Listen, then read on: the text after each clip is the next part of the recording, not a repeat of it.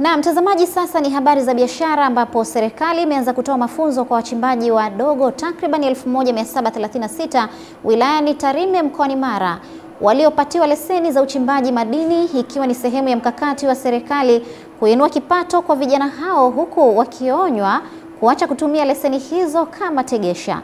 Musa Makali anaripoti kutoka Mara. Ama kweli wachimbaji hawa ni kama wanachokiona machoni mwao ni muujiza, kwani hata siku moja hawakuwahi kutarajia kama wachimbaji wadogo watakuja kumiliki leseni kutokana na kadhia walizokuwa wakikutana nazo kipindi cha nyuma, na sasa yametimia. Ukitokea ukabahatisha ukapata gramu moja ya dhahabu, una zaidi ya shilingi 200,000.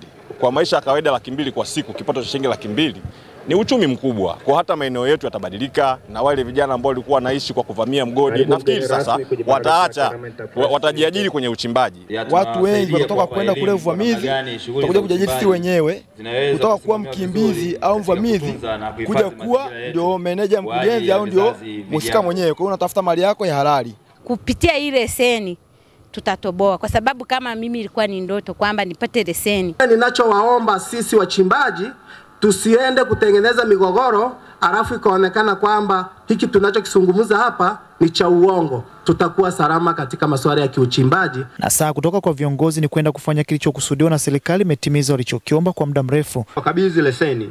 Na sasa tuko kwenye hatua ya 4 ambayo ni kuwajengea uwezo vijana walioko kwenye vikundi kabla hawajaanza shughuli za uchimbaji. Itaendelea hatua ya kuwaonesha maeneo ya leseni zao na kwenda kuwaekea utaratibu wa kuanza uchimbaji. Sasa nyie vijana ambao mmepewa nafasi ya kuhakikisha kwamba mmepewa leseni, ninaombeni mzitendee haki.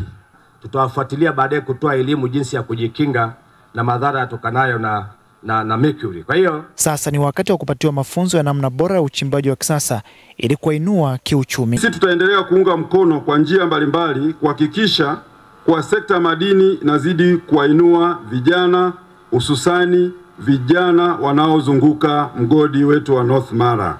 Kwa niaba mkuu wa mkoa wa Mara, mkuu wa wilaya Musoma Juma Chikoka akatoa ujumbe wa serikali kwa vijana hawa. Toa rai kwa vijana wote wanaonufaika na mpango huu kujitokeza kwa wingi kushiriki katika mafunzo haya yatakayowawezesha kuendesha shughuli zenu kwa mafanikio makubwa. Jina langu ni Musa Makali na hii ni Channel 10 Plus. Bodi ya wataalamu wa ununuzi na ugavi nchini PSPTB imewaonya vikali watahiniwa wanaojihusisha na vitendo vya udanganyifu katika mitihani, ikisema ni ukiukwaji mkubwa wa maadili ya taaluma hiyo inayohitaji uadilifu wa hali ya juu. Onyo hilo limetolewa kufuatia tukio la mtahiniwa mmoja kubainika akifanya udanganyifu kwenye chumba cha mtihani katika taasisi ya uhasibu tawi la Mbeya. Kutoka jijini Dodoma, mwandishi wetu Roda Simba ana taarifa zaidi.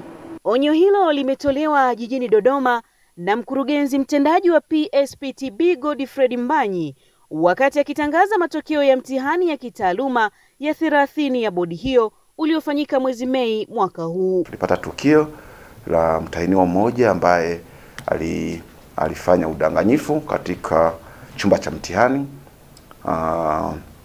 Na msimamizi wetu kwa kweli akaweza kugundua swala hilo, na kwa taratibu zetu za ndani akaweza kuandika maelezo.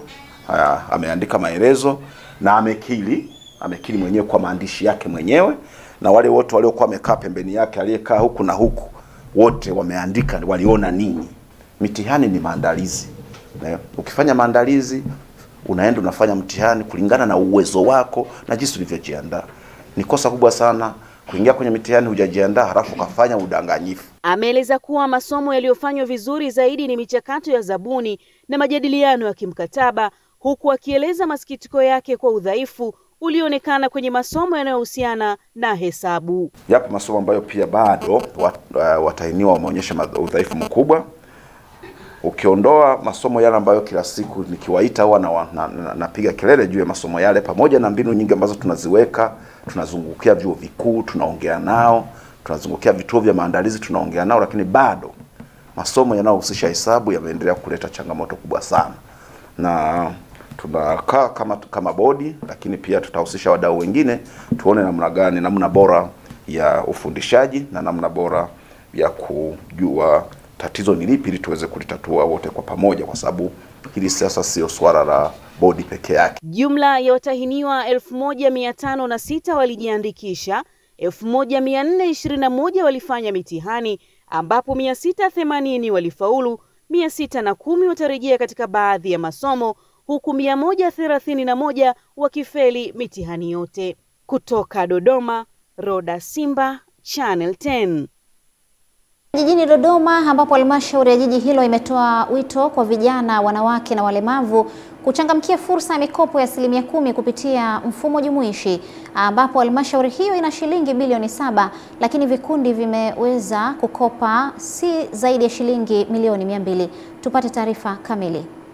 Akifungua mafunzo kwa vikundi 12 katika kata 6 za wilaya ya Dodoma kama yanavyotolewa na taasisi ya benki ya CRDB, kaimu mkurugenzi wa halmashauri ya jiji la Dodoma Bwana Joseph Fungo alikuwa na haya ya kusema. Sasa hivi CRDB mtatoa karibu haizidi milioni 200. Sisi tuna bilioni 7 ndugu zangu. Milioni 200 kidogo sana. Tunawahitaji wengine, vikundi vingine zaidi, mradi vikizi vigezo. Lakini vinavyoomba ndio hivi, katika 541 tunapata 170, sijui ni vikundi 300 tu. Mapema wakizungumza kwenye ufunguzi wa mafunzo hayo, mkuu wa uendeshaji wa biashara changa kutoka benki ya CRDB Bwana Fadhili Bushogama akaweka wazi nia walionayo kuhakikisha mfumo huo jumuishi unadumu, huku mkuu wa division ya maendeleo ya jamii katika halmashauri ya jiji la Dodoma Bi Charity Sichona akishukuru benki hiyo kwa mwongozo na usimamizi wanaotoa sasa katika utoaji wa mikopo. Na niombe pia kuhakikishia kwamba taasisi ya CRDB Foundation tuko tayari kuendeleza ushirikiano kikamilifu na ofisi yako kuhakikisha kwamba kila kikundi ambacho hakijaanzisha biashara basi kinapata fursa ya kuanzisha biashara. Mfumo jumuishi maana yake kwamba tunashirikiana sisi pamoja na nani? Na benki katika utoaji wa mikopo. Lakini wenzetu benki wamepewa dhamana yao kusimamia, kutongoza njia, kutuonyesha kwamba wao wana uzoefu katika masuala ya utoaji wa mikopo na kujua masuala ya kibiashara. Kutoka hapa Dodoma ni Kuringe Mongi. Na huo ndio mwisho wa habari za biashara na uchumi kwa leo, mtazamaji, kutoka hapa Channel 10+. Atakuja hapa Esther Mtebe katika habari za michezo na burudani. Mimi Mashabani.